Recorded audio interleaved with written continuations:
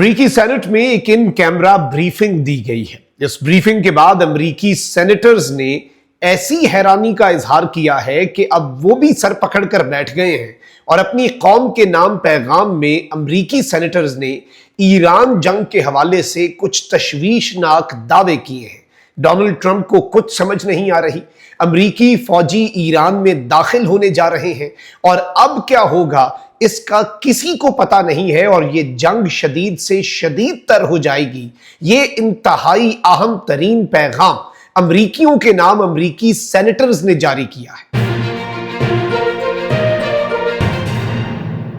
बिस्मिल्लाहिर्रहमानिर्रहीम, अस्सलाम वालेकुम। मैं हूं मखदूम शहाबुद्दीन। 4 मार्च 2026 बुध का दिन। नाज़रीन किराम, अहम तरीन अपडेट्स है ईरान की जंग जो कि अमेरिका और इसराइल से जारी है। इस जंग में ईरान के हमले और ईरान पर हमले दोनों बदस्तूर जारी हैं। ताज़ा तरीन अपडेट्स क्या हैं वो भी आपके सामने रखनी है।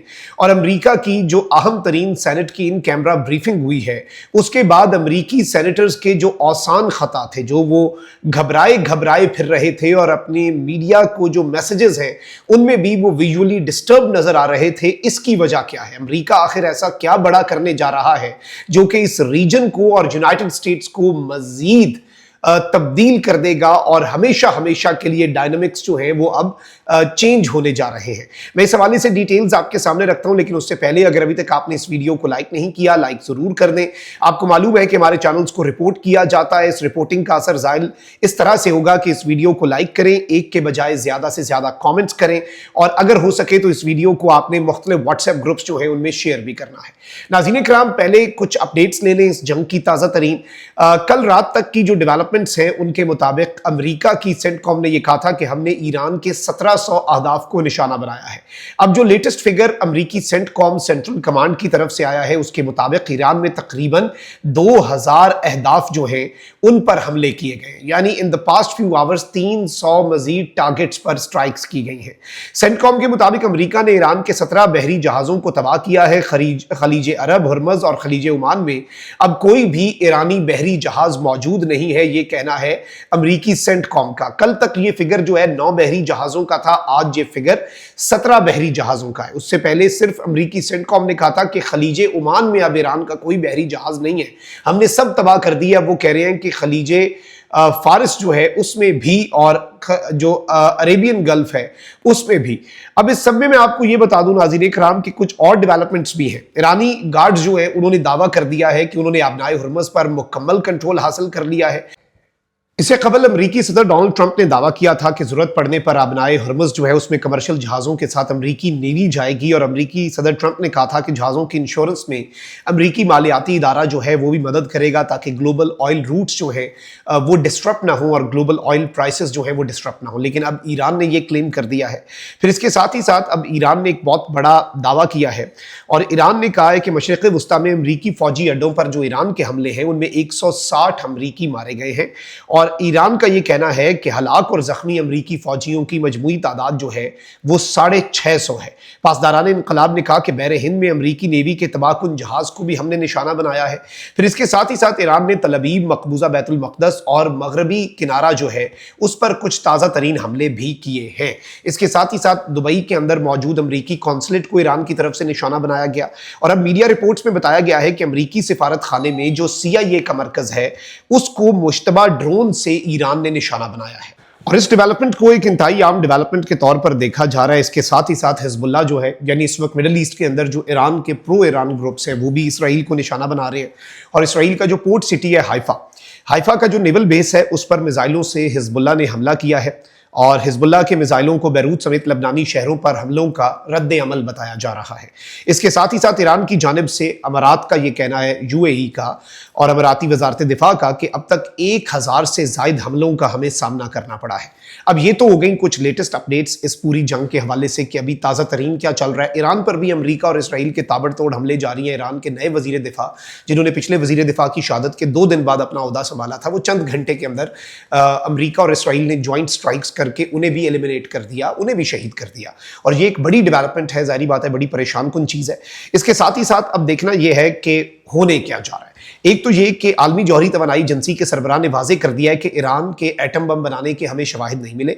रफाल ग्रोसी जो है उन्होंने अफजोदा यूरेनियम के बड़े ज़ख़ीरे पर शदीद तशवीश का इजहार ज़रूर किया और कहा कि ईरान से हम मुकम्मल ताउन का मुतालबा करते हैं।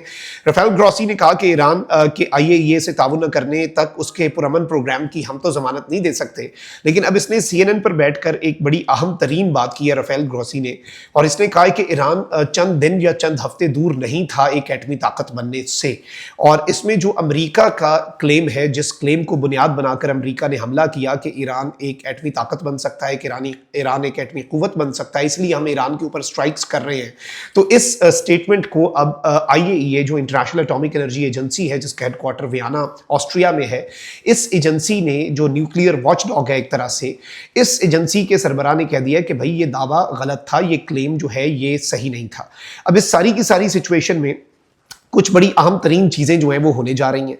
एक तरफ तो अमरीकी सेनेट के अंदर जवाब मांग रहे हैं, अमरीकी ऐवान नुमाइंदगान के अंदर अमरीका के जो ओहदेदारान हैं उनसे जवाबात मांगे जा रहे हैं, और ऑब्वियसली जो अपोजिशन है वो इस ऑपरेशन की, इस जंग की शदीद तरीन मुखालफत कर रही है। सेंटकॉम ने अपने फौजी जो अभी तक मारे गए हैं, खैर ईरान का तो क्लेम बहुत बड़ा फिगर है जो अमरीका के फौजियों के मरने का क्लेम है, अमरीका ने एक छोटा मोटा फिगर दिया है, चंद गिनती के फौजी हैं। और इस सब के अंदर अब जो खबर आ रही है वो ये है कि अमेरिका ने उनकी तस्वीर भी जारी कर दी हैं। अब टाइम मैगजीन जो है वो कहता है कि Rubio's rational on Iran strikes get messier. Marco Rubio जो अमेरिका के वजीर खारजा हैं, उन्होंने जो ईरान के ऊपर स्ट्राइक्स का एक दलील दी, एक उन्होंने रैशनल बताया कि भाई ये वजह थी कि हमने ईरान के ऊपर हमला किया, हमने ये जंग शुरू कर दी जिसमें अमरीकी फौजी भी मर रहे हैं, वो मजीद मेसियर हो रहा है, उसमें मेस ही क्रिएट हो रहा है। और इसके साथ ही साथ डोनाल्ड ट्रंप ने कांग्रेस को ये कहा है कि too early to tell scope of Iran strikes. अब ये भी एक अजीब सी स्टेटमेंट है कि भाई मैं ईरान की स्ट्राइक्स का स्कोप अभी बता ही नहीं सकता। आप नॉर्मली ये होता है कि कोई भी जंग शुरू करने से पहले उस जंग की आउटकम जो है वो डिजाइन करते हैं, आपको पता होता है कि इस जंग में से आपने हासिल क्या करना है, आपकी फौज के डिलीवरेबल्स क्या हैं और आपके ऑब्जेक्टिव्स क्या हैं। लेकिन इसने कहा है कि हम इसका स्कोप जो है वो फिलहाल बताने की पोजीशन में नहीं है। अब आ जाते हैं जो सेनेटर्स हैं अमेरिका के, उन्हें एक ब्रीफिंग दी गई है, जिस ब्रीफिंग के बाद बहुत से US सेनेटर्स जो हैं वो घबराए हुए नजर आ रहे थे, बहुत परेशान नजर आ रहे थे। और अब एक तो सेनेटर वार्नर हैं, इन्होंने स्टेटमेंट दिया है कि this is a war of choice by Trump and Netanyahu. कुछ जंगें होती हैं ना, वो ऑप्शनल नहीं होती, जैसे पाकिस्तान की अफगानिस्तान के साथ जंग है, वो हमारे पास चॉइस नहीं थी ना, हमें लड़नी थी क्योंकि एक दहशतगर्दी हमारे मुल्क में हो रही है। लेकिन उसी तरीके से अमेरिका की ये जंग ऑप्शनल थी, अमेरिका चाहता तो इस जंग को अवॉइड कर सकता था, और ये बाय चॉइस जंग जो है यूनाइटेड स्टेट्स ऑफ अमेरिका ने लड़ी है। तो अब एक इस ब्रीफिंग के बाद, ईरान ब्रीफिंग के बाद, US सेनेटर कहते हैं कि ये वॉर ऑफ चॉइस है और इसकी चॉइस जो है वो ट्रंप और नेतन्याहू ने की।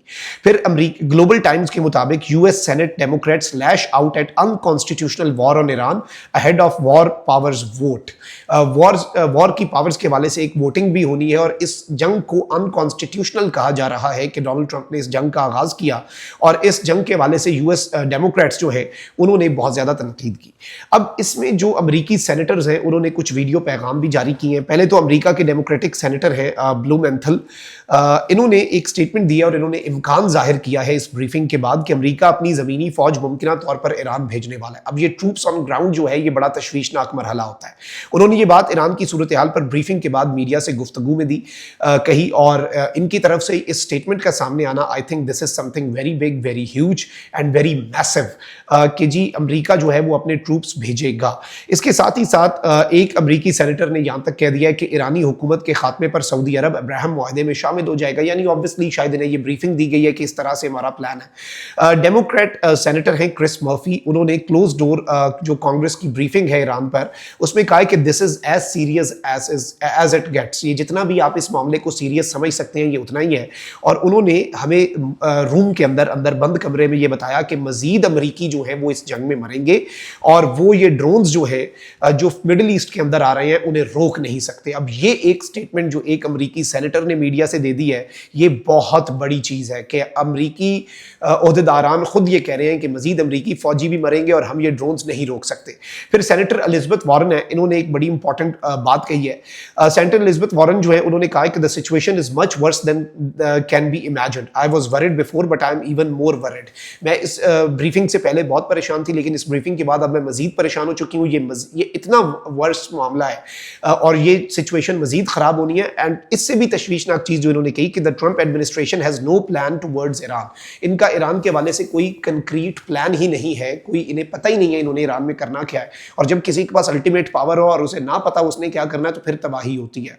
तो ये एक जो कांग्रेस की तरफ से कांग्रेस के ये ब्रीफिंग के अंदर सेनेटर्स जो हैं उनकी स्टेटमेंट्स जो आई हैं, आई थिंक ये इस मामले की ग्रेविटी और इस मामले की सीरियसनेस को मजीद वाज़ेह करता है। अल्लाह निगहबान, पाकिस्तान जिंदाबाद।